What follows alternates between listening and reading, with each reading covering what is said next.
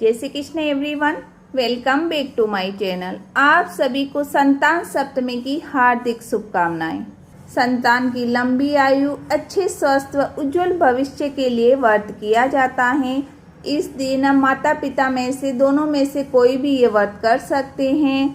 इस दिन माता पार्वती, भगवान शंकर की पूजा की जाती है और कथा सुनी जाती है और संतान की कामना के लिए भी ये व्रत किया जाता है। तो आइए कथा सुनते हैं। एक बार श्री कृष्ण ने युधिष्ठिर को बताया कि किसी समय मथुरा में लोमस ऋषि आए थे। मेरे माता पिता देवकी तथा वासुदेव ने भक्ति पूर्वक उनकी सेवा की तो ऋषि ने उन्हें कंस द्वारा मारे गए पुत्रों के शोक से उबरने के लिए आदेश दिया। हे देवकी, कंस ने तुम्हारे कई पुत्रों को पैदा होते ही मारकर तुम्हें पुत्र शोक दिया है। इस दुख से मुक्त होने के लिए तुम संतान सप्तमी का व्रत करो। राजा नहुस की रानी चंद्रमुखी ने भी ये व्रत किया था, तब उसके भी पुत्र नहीं मरे। ये व्रत तुम्हें भी पुत्र शोक से मुक्त करेगा। देवकी ने पूछा, हे देव, मुझे व्रत का पूरा विधि बताने की कृपा करें ताकि मैं विधि पूर्वक व्रत संपन्न कर सकूं। लोमस ऋषि ने व्रत की पूरी विधि बताई और कथा सुनाई। नहुस अयोध्यापुरी का प्रतापी राजा था। उसकी पत्नी का नाम चंद्रमुखी था। उसके राज्य में ही विष्णुदत्त नामक एक ब्राह्मण रहता था। उसकी पत्नी का नाम रूपवती था। रानी चंद्रमुखी तथा रूपवती में परस्पर घनिष्ठ प्रेम था।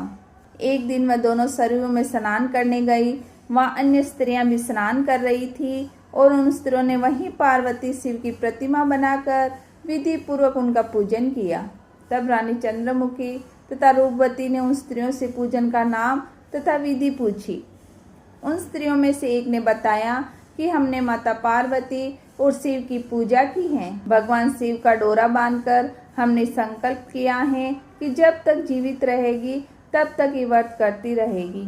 ये मुक्ता भरण व्रत सुख और संतान देने वाला है।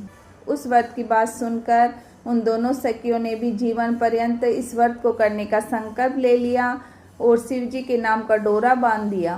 किंतु घर पहुंचने पर वह संकल्प को भूल गई और मृत्यु के पश्चात रानी वानरी तथा ब्राह्मणी मुर्गी की योनि में पैदा हुई।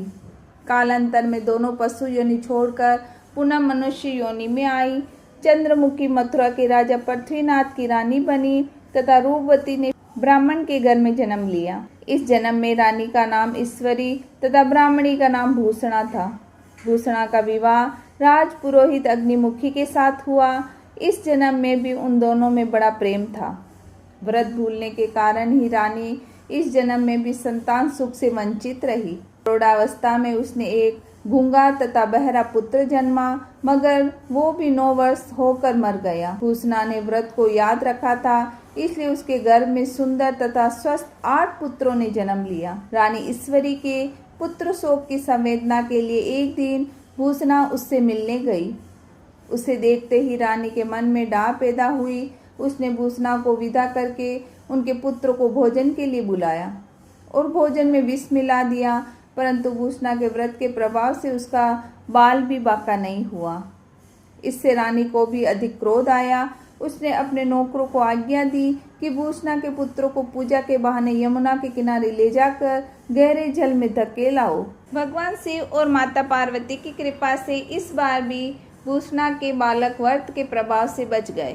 परिणामत रानी ने जल्लादों को बुलाकर आज्ञा दी कि ब्राह्मण बालकों को वध स्थल पर ले जाकर मार डालो, किंतु जल्लादों द्वारा बेहद प्रयास करने पर भी बालक न मर सके। ये समाचार सुनकर रानी को आश्चर्य हुआ। उसने भूषणा को बुलाकर सारी बात बताई और फिर क्षमा याचना करके उससे पूछा, किस कारण तुम्हारे बच्चे नहीं मर पाए? भूषणा बोली, क्या आपको पूर्ण जन्म की बात स्मरण नहीं है? रानी ने आश्चर्य से कहा, नहीं, मुझे तो कुछ याद नहीं है। तब उसने कहा, सुनो, पूर्ण जन्म में तुम राजा नहुस की रानी थी और मैं तुम्हारी सखी। हम दोनों ने एक बार भगवान शिव का डोरा बांधकर संकल्प लिया था कि जीवन पर्यंत संतान सप्तमी का व्रत किया करेगी, किंतु दुर्भाग्यवश हम भूल गए और व्रत की अवहेलना होने के कारण विभिन्न योनियों में जन्म लेती हुई फिर मनुष्य जन्म को प्राप्त हुई हैं।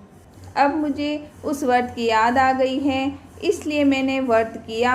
उसी के प्रभाव से आप मेरे पुत्रों को चाह कर भी न मार सकी। ये सब सुनकर रानी ईश्वरी ने भी विधि पूर्वक संतान सुख देने वाला यह मुक्ताभरण व्रत रखा। तब व्रत के प्रभाव से रानी पुनः गर्भवती हुई और एक सुंदर बालक को जन्म दिया। उसी समय से पुत्र प्राप्ति और संतान की रक्षा के लिए व्रत प्रचलित है।